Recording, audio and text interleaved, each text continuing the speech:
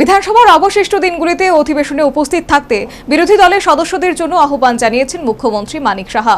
অধ্যক্ষের বিরুদ্ধে নিরপেক্ষতার অভিযোগে বুধবার বিরোধী সিপিএম অধিবেশন বয়কট করার ঘোষণা দিয়েছে। বিধানসভা অধিবেশন বয়কট করার ডাক দিয়েছে বিরোধী দল সিপিআইএম। বিধানসভা শুরু থেকেই সিপিএম ও কংগ্রেস অধ্যক্ষ বিশ্ববন্ধু সেনের বিরুদ্ধে বিধানসভায় নিরপেক্ষতা নিয়ে প্রশ্ন তুলে আসছিল। বুধবার পরিস্থিতি চূড়ান্ত আকার ধারণ করে।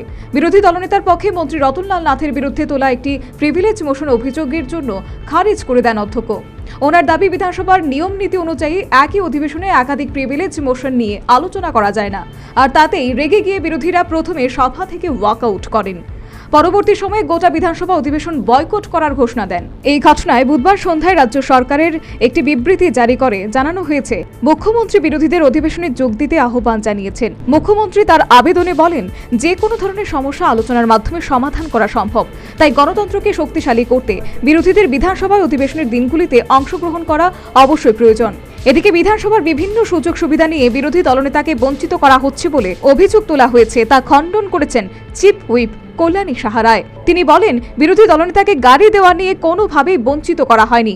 প্রসঙ্গে তিনি প্রাক্তন বিরোধী দলনেতা মানিক সরকারের বিভিন্ন দাবি দাওয়া কিভাবে মিটিয়ে দেওয়া হয়েছে সেই তথ্য তুলে ধরেন চিফ হুইপ।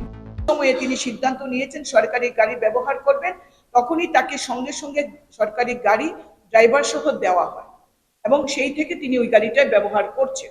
আমার জন্য একটা গাড়ি বরাদ্দ, আমি সেই গাড়িতেই চড়ছি। এবার আসছি প্রাক্তন মুখ্যমন্ত্রী মানিক সরকার, যিনি 20 বছরের অধিক মুখ্যমন্ত্রী ছিলেন, 5 বছর বিরোধী দলনেতা ছিলেন। তারা গরিবের সরকার ছিলেন, গরিবের এটা কমিউনিস্ট পার্টি নাকি জনদরদী গরিব দরদী পার্টি। এবার তাদের একটা নমুনা আমরা তুলে দিচ্ছি। প্রাক্তন মুখ্যমন্ত্রী মানিক সরকার যখন বিরোধী দলের নেতা হন, তার জন্য একটা ইনোভা, তিনি ইনোভা চেয়েছেন, স্পেসিফিক্যালি তিনি ইনোভা চেয়েছেন, তাকে ইনোভা দেওয়া হয়েছে। সেই ইনোভার যে গ্লাস আছে সামনে, সেই গ্লাসটাকে কেটে, অরিজিনাল গ্লাসটা কেটে রিডিং গ্লাস করতে হয়েছে, অর্ধেকটা কেটে। কেন? তিনি গাড়িতে বসে পত্রিকা পড়েন। কোম্পানির দেওয়া গাড়ির গ্লাস কেটে একটা রিডিং গ্লাস করে দেওয়া হয়েছে। প্রাক্তন মুখ্যমন্ত্রী, প্রাক্তন বিরোধী দলনেতা মানিক সরকার গাড়িতে পত্রিকা পড়বেন, তার জন্য এই বিধানসভাকে অনেক টাকা খরচ করতে হয়েছে। এবং চেয়ার তুলে, যেটা ইনবিল্ট যে চেয়ার থাকে, সেই চেয়ার খুলে তাকে হাতল সহ, স্পঞ্জের হাতল সহ নতুন করে আরেকটা সিট ওই চেয়ার গাড়িতে বসানো হয়েছে।